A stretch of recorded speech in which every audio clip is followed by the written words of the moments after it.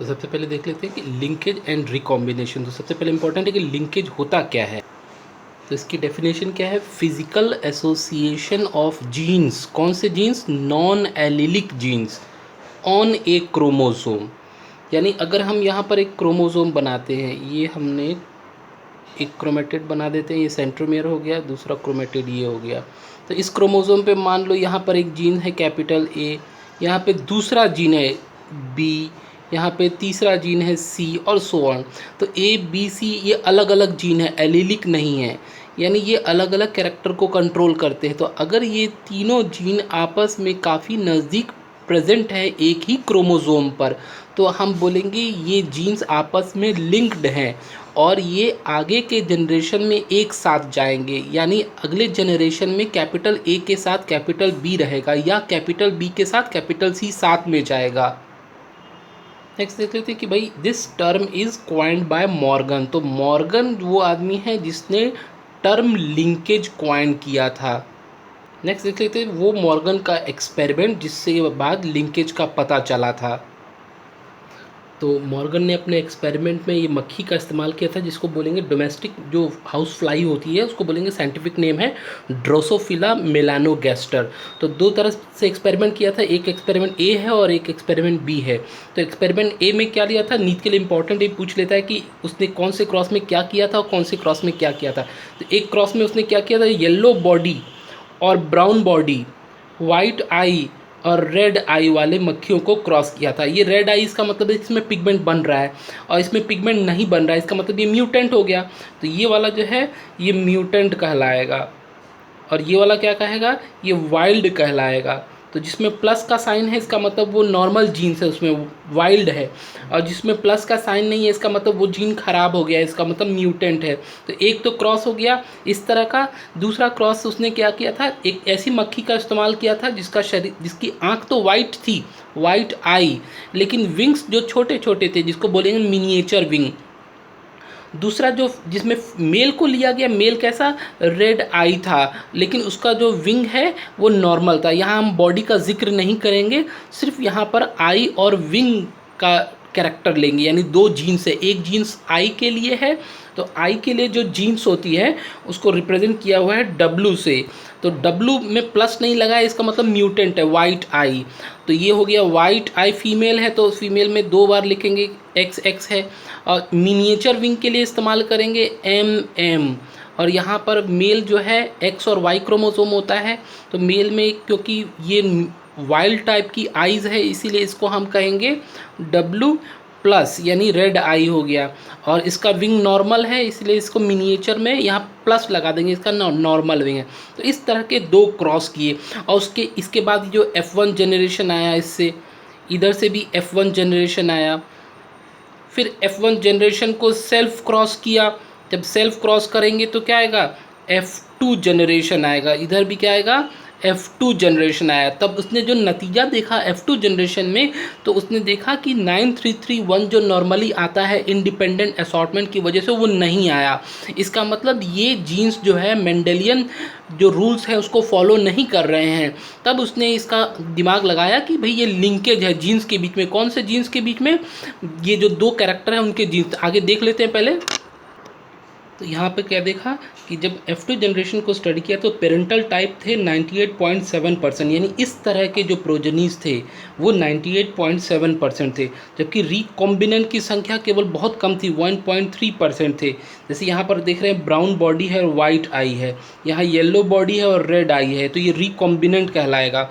इसी तरह इस वाले क्रॉस में देख रहे हैं पेरेंटल की संख्या 62.8% है, रिकॉम्बिनेंट थोड़े से बढ़ गए हैं। यहाँ पे क्या है, रिकॉम्बिनेंट कैसे है, देखिए पेरेंटल क्या है, वाइट आई मिनिएचर विंग, रेड आई फुल विंग।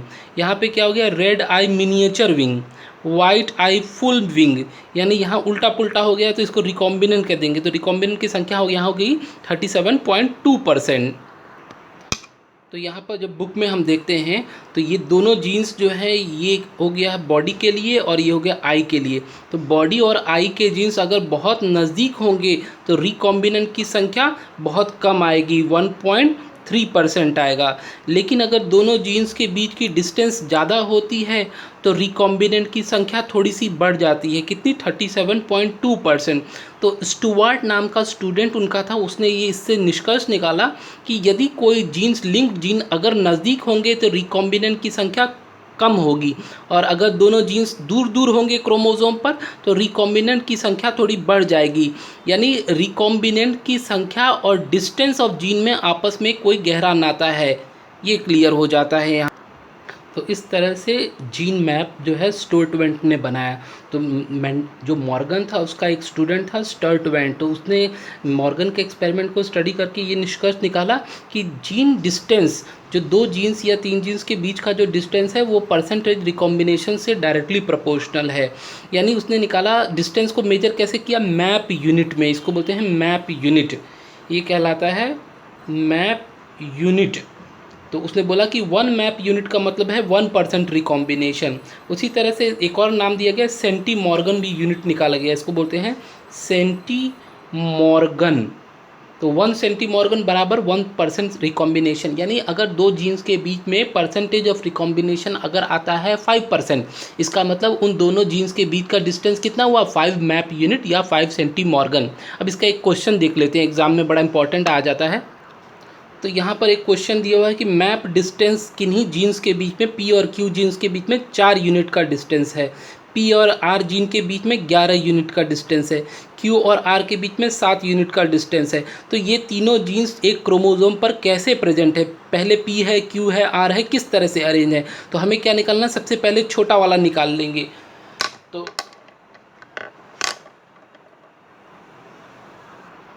तो यहाँ पर हमको सबसे कम वाला क्या लिखा हुआ है, पी और क्यू। तो हम लिख लेते हैं कि भाई पी और क्यू के बीच में कितना है, 4 है।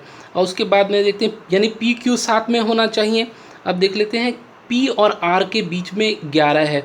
अब या तो आर यहाँ हो सकता है या तो आर यहाँ हो सकता है। अगर मान लीजिए आप आर को यहाँ लगा देते हैं तो पी और आर के बीच में कितना बोला है, 11 बोला है। फिर क्यू और आर के बीच में 7 यूनिट, तो क्यू और आर को जोड़ के 7 तो होता नहीं है, इसका मतलब ये सॉल्व गलत है। हमें आर को यहाँ लग के देखते हैं। अब आर को यहाँ रख देते हैं, क्यू तो क्या दिया है, पी और आर के बीच में 11, तो पी और आर के बीच में डिस्टेंस दिया हुआ है 11, क्यू और आर के बीच में 7, ये दोनों के बीच में 7 है। तो अगर 4 और 7 कर लेते हैं तो 11 हो जाता है, यानी ये वाला सीक्वेंस सही है, पी क्यू आर इस तरह से रहेगा। तो इस ऑप्शन में पी क्यू आर ये वाला ऑप्शन सही बन गया। तो अब नेक्स्ट देखते हैं लिंकेज के कैरेक्टरिस्टिक क्या है, कि अगर वो जीन्स लिंक जीन्स हैं तो उनमें इंडिपेंडेंट असॉर्टमेंट नहीं मिलेगा। मेंडल ने जो जीन्स स्टडी किए थे वो जीन्स खुशकिस्मती से लिंकेज वाले नहीं थे, इसीलिए उसको 9331 मिलता था। लेकिन अगर 9331 नहीं मिलता है, इसका मतलब है कि उन जीन्स के बीच लिंकेज हो सकता है। नेक्स्ट है कि स्ट्रेंथ ऑफ लिंकेज। तो स्ट्रेंथ ऑफ लिंकेज यानी कि लिंकेज कितना मजबूत है, कितना वो दो जीन आपस में साथ में रहते हैं हमेशा, वो डिपेंड करता है उनके डिस्टेंस में। जितना कम डिस्टेंस होगा उतना ज़्यादा उनमें मजबूती होगी, लिंकेज का मजबूती होगी। नेक्स्ट है स्ट्रेंथ ऑफ लिंकेज, यानी उनकी जो मजबूती कौन तोड़ सकता है, क्रॉसिंग ओवर। अगर दो क्रोमोसोम क्रॉसिंग ओवर कर लेते हैं तो कैपिटल ए और कैपिटल बी जीन, मान लो लिंक जीन है, वो दोनों अलग हो सकते हैं, तो क्रॉसिंग ओवर से उनका लिंकेज टूट सकता है। नेक्स्ट एक इम्पॉर्टेंट टॉपिक है इसी में कि लिंकेज ग्रुप क्या होता है। तो जितने भी एक क्रोमोसोम पे लिंक्ड जीन्स होते हैं वो मिलाकर एक ग्रुप बनाते हैं। मान लीजिए ये दो क्रोमोसोम हैं, ये दोनों क्रोमोसोम को हम होमोलोगस क्रोमोसोम कहेंगे। यहाँ पे मान लो इस पे जीन्स है कैपिटल ए, यहाँ पे है कैपिटल बी, यहाँ पे है कैपिटल सी, अलग अलग, तीनों अलग अलग जीन्स है, तीनों को अलील नहीं कहेंगे, ये अलग अलग कैरेक्टर के लिए, इसलिए ये नॉन एलिलिक जीन्स कहलाएंगे। इधर पर इनका अलील है स्मॉल ए, स्मॉल बी, स्मॉल सी। तो अब यहाँ पे लिंकेज ग्रुप बोल रहा है, ग्रुप मतलब इकट्ठा में कितने सारे लिंक्ड जीन्स हैं, तो हम यहाँ पे इसको एक ग्रुप कहेंगे। एक क्रोमोसोम पर जितने भी जीन्स आपस में लिंक्ड हैं उसको हम वन ग्रुप कहेंगे, एक लिंकेज ग्रुप। यहाँ पे तो एक और ग्रुप दिख रहा है लेकिन इसको काउंट नहीं करेंगे क्योंकि ये तो इसी का डुप्लीकेट है, इसलिए हम इसको एक ग्रुप कहेंगे। तो कभी कभी क्वेश्चन निकालने को आ जाता है कि लिंकेज ग्रुप कितने हैं, तो जो भी क्रोमोसोम नंबर ऑर्गेनिज्म में डिप्लॉयड नंबर उसको आधा कर दो तो वो लिंकेज ग्रुप निकल जाएंगे। जैसे यहाँ 2 ग्रुप क्रोमोसोम थे तो आधा कर दिया तो एक आ गया, तो एक लिंकेज ग्रुप कहलाएगा। या हम बोलेंगे haploid number of chromosome is equal to the linkage group. जैसे मान लीजिए एक ऑर्गेनिज्म है जिसमें 20 क्रोमोसोम है, डिप्लॉयड नंबर 20 है, तो उसमें लिंकेज ग्रुप कितना होगा, 10 हो जाएगा। ह्यूमन बींग भी कितने क्रोमोसोम हैं, 46, तो लिंकेज ग्रुप कितने हो जाएंगे उसमें, 23 हो जाएंगे। लेकिन ह्यूमन में एक चीज़ पे ध्यान रखना कि फीमेल में तो 23 होंगे, लेकिन मेल में क्या होंगे, मेल में थोड़े क्या हो जाएंगे, मेल में 24 हो जाएंगे। कैसे हो जाएगा भाई, तो ह्यूमन मेल में कितने, 23, देखिए ह्यूमन मेल में कितना हो जाएगा, 23 लिंकेज ग्रुप तो हो गया जो कि 46 का हाफ होता है, और साथ में हमें वाई क्रोमोसोम का एक नंबर भी इंक्लूड करना पड़ेगा, क्योंकि वाई पर जो जीन्स होते हैं वो और कहीं नहीं होते, इसलिए इसका एक ही ग्रुप बन गया इसका, तो इसको एक को इंक्लूड कर लेंगे तो कितना हो गया, 24 लिंकेज ग्रुप हो जाएगा मेल में। वही ह्यूमन फीमेल जो होते हैं, ह्यूमन फीमेल तो नॉर्मली क्या होता है उसमें 46 का हाफ कर दो 23 हो गया।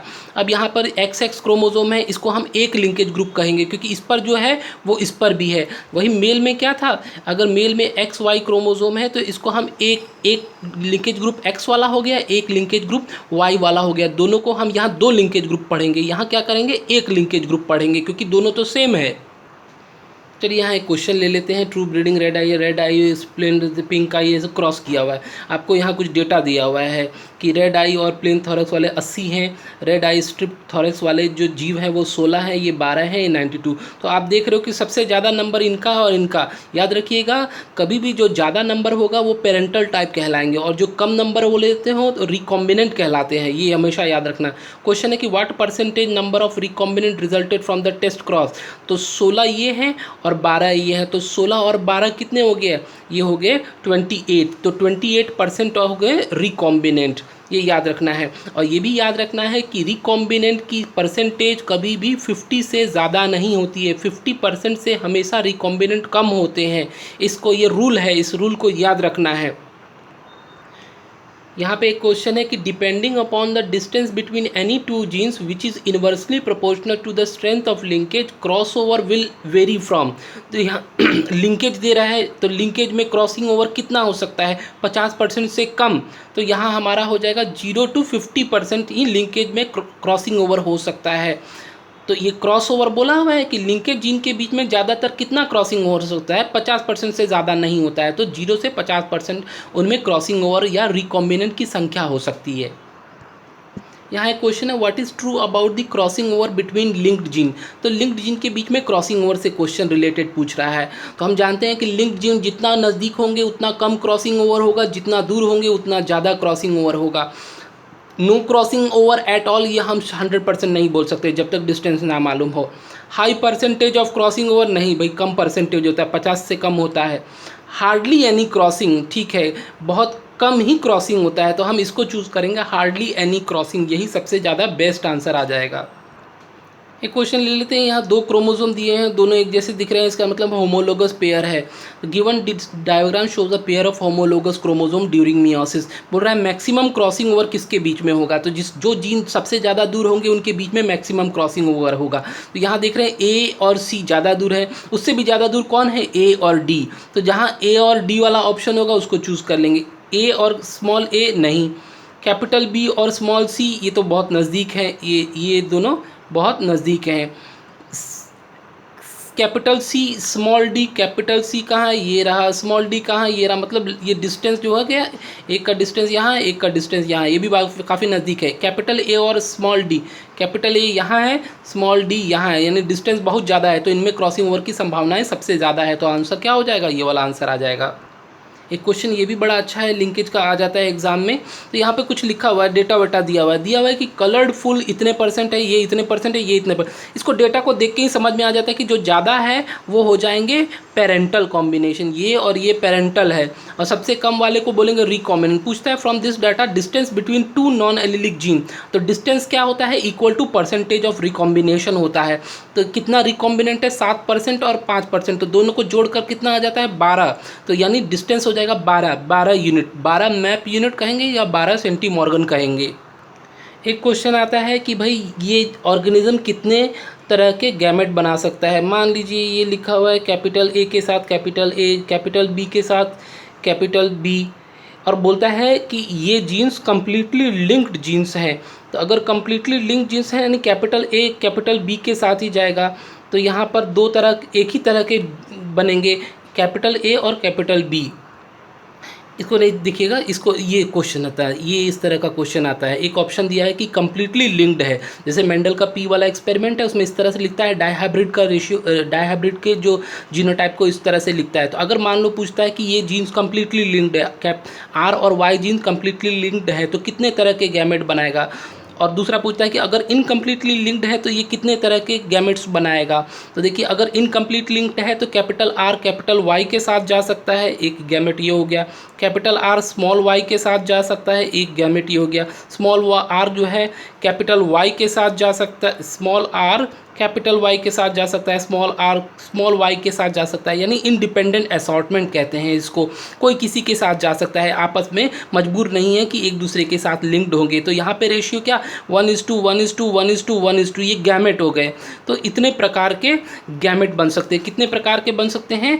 4 प्रकार के यहाँ पर गैमेट बन सकते हैं। वहीं दूसरा देखते हैं, अगर कंप्लीटली लिंक्ड है तब कितने प्रकार के गैमेट। तो इस केस में कैपिटल कैपिटल के साथ लिंक्ड है, स्मॉल स्मॉल के साथ में लिंक्ड है। तो एक गैमेट कैपिटल कैपिटल वाला और एक गैमेट स्मॉल स्मॉल वाला, यानी 2 ही गैमेट बन सकते हैं। इसमें 2 गैमेट बनेंगे और इस वाले में 4 गैमेट बनेंगे। ये भी ध्यान में रखना, इस तरह का क्वेश्चन आता है। एक यहाँ 67 नंबर पे क्वेश्चन दिया हुआ है कि कुछ दिया हुआ है, डेटा दिया हुआ है वगैरह वगैरह। तो इसमें देख रहे हैं ये 40 पेरेंटल होगा और ये 10 क्या होगा, रिकॉम्बिनेंट होगा। पूछता है what is the distance between A and B genes. तो भाई distance is equal to percentage of recombinant. तो रिकॉम्बिनेंट कितने हैं? 10 और 10, 10 और 10 मिला के 20, तो हो गया 20 मैप यूनिट। फटाफट सॉल्व हो जाता है। एक क्वेश्चन यहाँ पूछा हुआ है कि ह्यूमन स्पर्म में लिंकेज ग्रुप कितने होते हैं। तो ह्यूमन स्पर्म तो हैप्लॉइड होता है और linkage group is equal to haploid number. तो हैप्लॉइड कितना हुआ? 23 हो गया, फटाफट सॉल्व हो गया। एक ये क्वेश्चन दिया, find the incorrect match with respect to linkage group. तो यहाँ 7 लिंकेज ग्रुप दिया है, इसका मतलब डिप्लॉयड नंबर 14 होगा। ये तो बिल्कुल सही है। पाइसम सताइवम पी में 14 क्रोमोसोम होते हैं, तो लिंकेज ग्रुप कितना 7 हो गया, मैच कर गया। इस क्वेश्चन को सॉल्व करने के लिए आपको जो पहला चैप्टर है रिप्रोडक्शन इन ऑर्गेनिज्म, वहाँ एक टेबल दिया हुआ है जिसमें कई ऑर्गेनिज्म के हैप्लॉयड क्रोमोसोम नंबर और डिप्लॉयड क्रोमोसोम नंबर लिखे हुए हैं। उसमें से इसको लेके सॉल्व करना, वो पूरा टेबल याद रखेंगे तभी ये सॉल्व हो पाएगा।